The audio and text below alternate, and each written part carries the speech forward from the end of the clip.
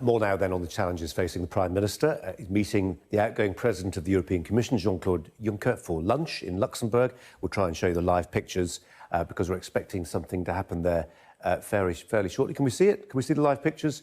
Go on, there you go. We've been seeing some stiffening of spines amongst the police officers and the microphones have been pointed in the direction of the exit. So the feeling is Boris Johnson's departure and perhaps some words as well imminent. As you look at those pictures, let's introduce the Guardian's Zoe Williams and Tom Harwood from the Guido Fawkes website.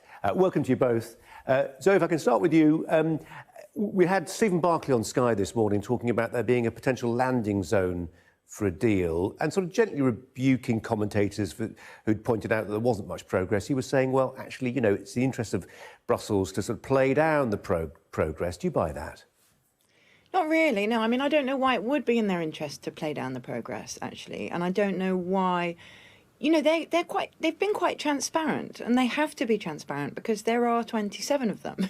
So they have their processes, and the processes whereby they reach decisions have to be discussed in quite a kind of open and, you know, mature way. So when Juncker said to the German press, which he did today or yesterday, that no kind of significant alternative to the backstop had been produced, let alone agreed, I think you have to assume that he means that rather than...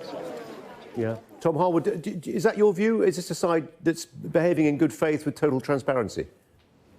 Well, I think that it's quite clear there have been lots of technical discussions going on behind the scenes, but not those big, broad brushstrokes that we would only see really getting closer and closer to that deadline. The serious meat of this negotiation is not going to happen until a bit later on, perhaps right up until that 17th of October crucial summit. What's been going on is clear, detailed work, but the EU wants the UK to put a proposal that it can say yes or no to. I'm afraid that's not how negotiations really are supposed to work.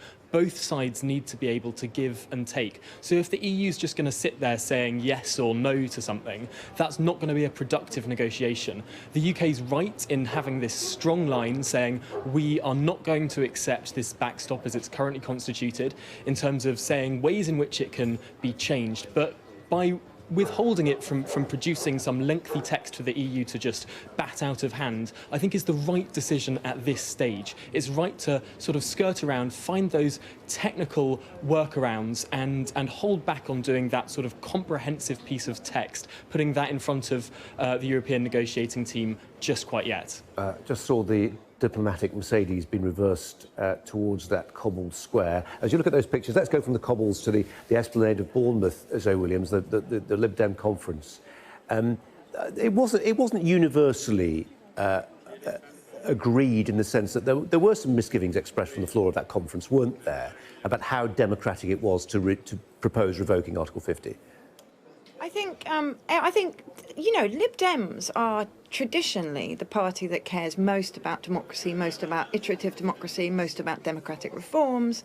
Famously, that was Nick Clegg's big concession that he got from Cameron, was the AV referendum, which of course didn't make any difference to anything, but never mind that. So they would typically, I think, be the party that was most uncomfortable with simply saying, OK, we overturn the referendum in Parliament without even going back to the people. And do you know, everybody says it's a really clear policy, but it still sounds a bit confused to me because Jo Swinson still wants a referendum. She still wants a second referendum, and she talks a lot about the people's vote because she's obviously uncomfortable with the word, but she hasn't actually rowed back from the project, in which case whether or not they go in fighting for revoke or remain is sort of moot because they're still going back to the country.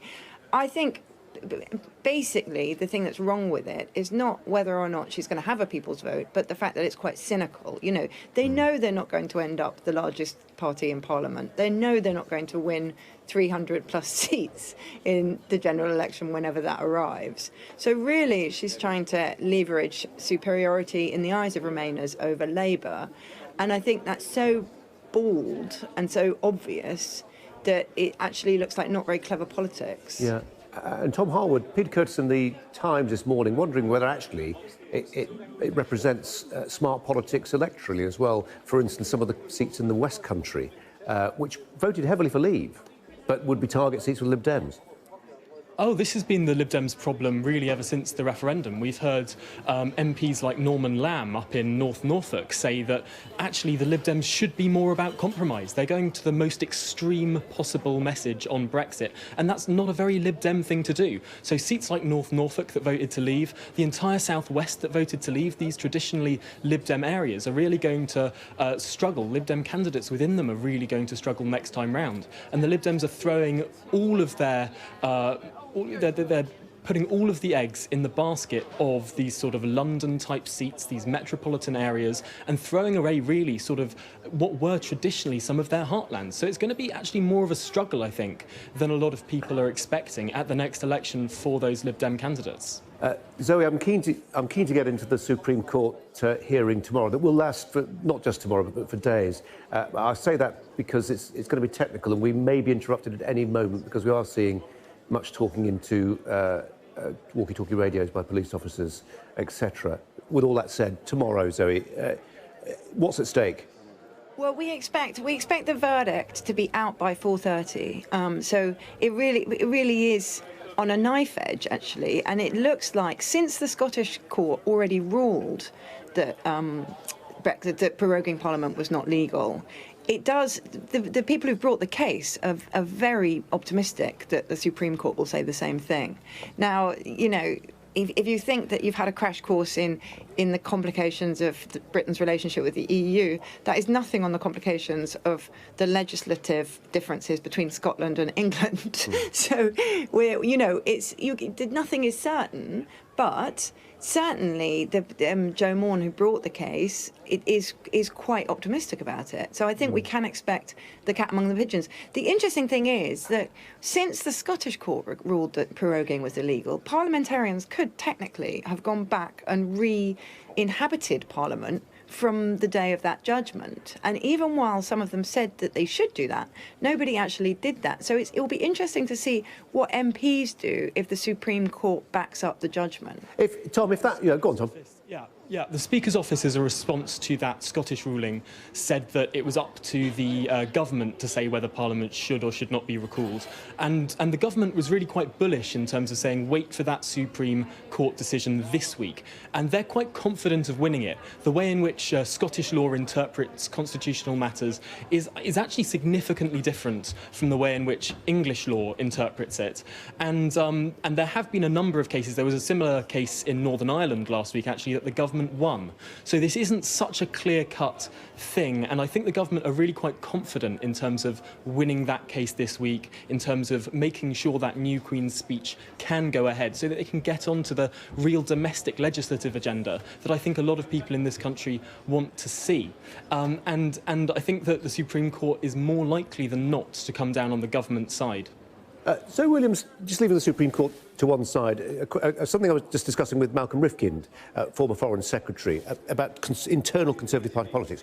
Interesting piece by Dominic Lawson yesterday in the Sunday Times, who was making the point that for someone like Philip Hammond, with his voting record and his campaigning record on social Conservative issues, to describe Boris Johnson and other Brexiteers as you know, hard right or whatever the language is used, just by dint of their Brexit position, is short-sighted, particularly given their own voting record, which has been pretty socially conservative. Are we really saying that if you are a Brexiteer now, you are firmly of the right and nothing else matters? Well, it has become a very extreme party, and I think that is fair for Hammond to say that.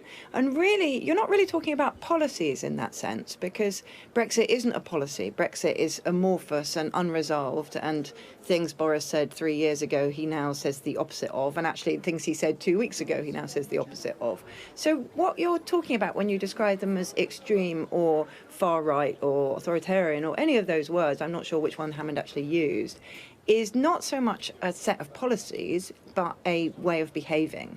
And it is a kind of abnegation of the truth, the rejection of all evidence, rejection of convention, rejection of party loyalty, rejection, I mean, you know, it's a whole slew of things that you associate much like more. Philip Hammond, rejection of norms like sorry, the Tom, Speaker. if you could, I'm sorry, this is... No, come on, no, Tom, that's not how it works. You don't just talk over somebody. That's just not, that's not Zoe, acceptable. You don't have to do me wait. out of a job. It's my job to tell people who's, you know. But so finish your point and then we'll ask Tom. Oh, no, Okay, yes, yeah. you were. Well, anyway, so Yep. So the point is not the point is not policies. The point is that they're behaving more like you would associate with a government like Hungary or Poland, which themselves are in the grip of a kind of far right fervour. So I think it's totally fair for Hammond to do that. What's interesting is not just the 21 MPs, or 22 now, I believe. It's more the kind of 4 million Tories who are old school Tories. You know, they're Remainers, they're pragmatic.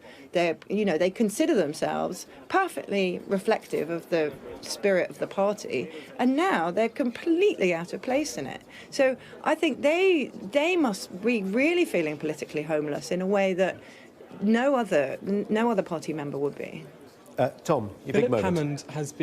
Philip Hammond has been driven completely bonkers by Brexit. This is a guy who, when he first stood to be a Tory MP, wanted to bring back hanging. He voted against gay adoption. He voted against equalising the age of consent for heterosexual and homosexual couples. He did not vote in favour of equal marriage. And now he has the cheek, the gall, to tell Boris Johnson that somehow he's far right. Boris Johnson has been on the most progressive wing of the Conservative Party for a very long time. He has a stellar voting record on social issues compared to Philip Hammond, who's actually been on the most reactionary wing of the Conservative Party. It is a ludicrous fantasy for Philip Hammond to suggest that the Conservative Party is now somehow more to the right or the extreme or all of the sort of ugly words that he's been using to describe it than the party that he joined 30-odd years ago. It's a fantasy. It's ridiculous. It's ludicrous. These people have been driven completely doolally by the process of Brexit. They have lost all of their senses, and to say that sort of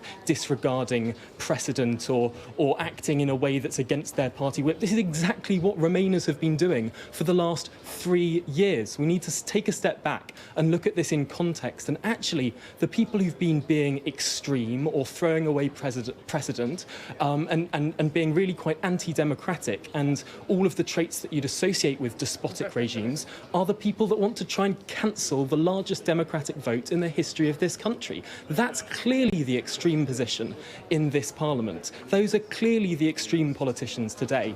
And just by saying that Boris or this government is somehow extreme or far right over and over again does not make it true. Tom Harwood, so I'm sorry, we have to leave it there, I'm afraid. Thanks both very much indeed. Appreciate your time. Thanks a lot.